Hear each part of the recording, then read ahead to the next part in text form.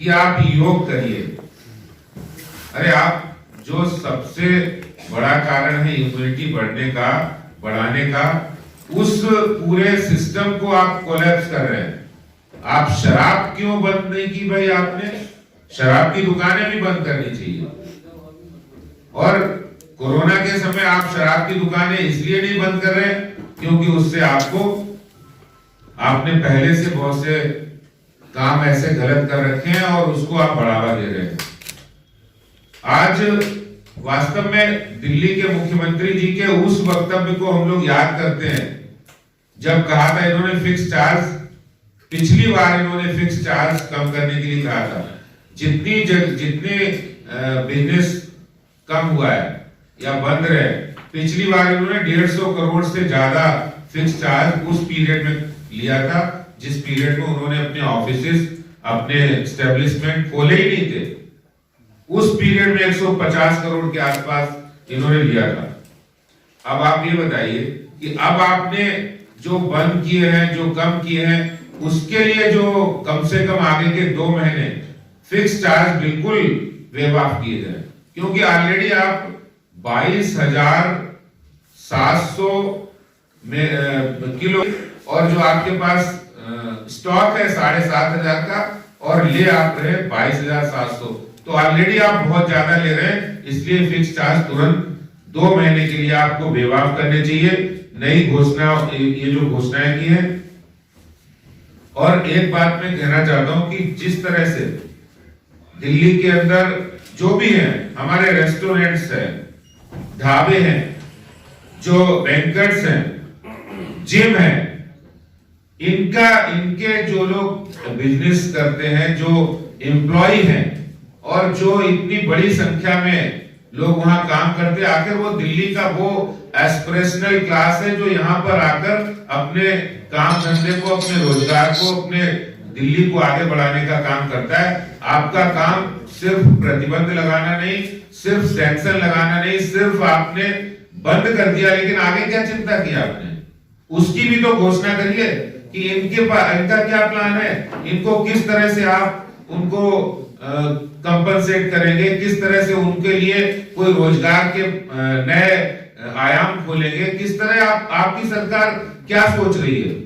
सिर्फ केजरीवाल जी, आपका एक ही काम है। मैंने पिछली बार भी आपने कहा कि हम जितने भी टेनेंट्स हैं, जितने भी किराएदार हैं, उनको किराया दे देंगे, लेकिन एक किसी व्यक्ति को किराया नहीं मिला दिल्ली के अंदर।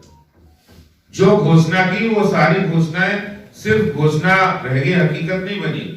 और 3 बार कोर्ट ने फटकार लगाई, फिर भी आपने दिल्ली के किराएदारों का अपमान किया। उनको कहा कि जो लोग किराया पे नहीं कर सकते, दिल्ली सरकार देगी उनको किराया, लेकिन अभी तक उनको कोई किराया नहीं दिया गया।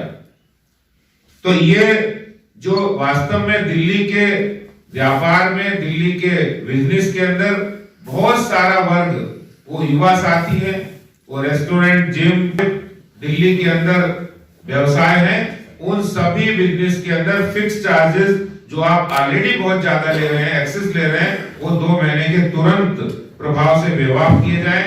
और जिम और ये जो आपने शराब की दुकानें खोल दी है, जिम बंद कर दिए, तो हमारी मांग है जिम को भी 50% कैपेसिटी पर खोला जाए। चलो भाई, ठीक है सर। आज की प्रेस वार्ता रखी और जिस तरह जो जिम की बात करें या कोरोना काल को देख के फिर बंद कर दिए गए, क्या कहना चाहिए? देखिए, आज जो प्रेस वार्ता भारतीय जनता पार्टी ने की है वो केवल इसलिए की है कि आज दिल्ली में 90 केस हुआ करते थे 20 दिसंबर। आज 30 दिसंबर आते आते 900 केस हो चुके हैं।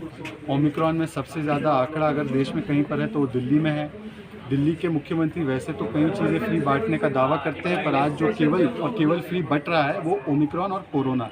और वो इसलिए है क्योंकि दिल्ली के मुख्यमंत्री को दिल्ली में कोई दिलचस्पी नहीं रही। आज वो चुनावी यात्रा निकालने चले गए हैं अपनी चंडीगढ़। कभी वो पंजाब में रहते हैं, कभी उत्तराखंड रहते हैं, कभी गोवा रहते हैं, और यहाँ पे उनके हेल्थ मिनिस्टर को कितने कोरोना के केसेस है ये भी जानकारी नहीं है।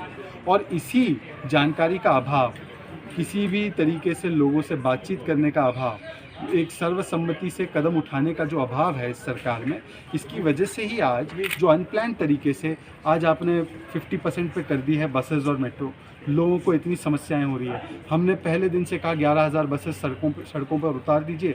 आज अगर बसेस 50% पे भी चल रही होती तो दिल्ली की जनता को परेशानी नहीं होती। ठीक उसी तरीके से अब आपने 1% पॉजिटिविटी रेट के बाद भी दारू के ठेके चालू रखे और बाकी जो व्यवसाय है उनको आप प्रभावित कर रहे हैं, उनको बंद कर रहे हैं। जिम्स को तो पूरी तरह से बंद कर दिया है।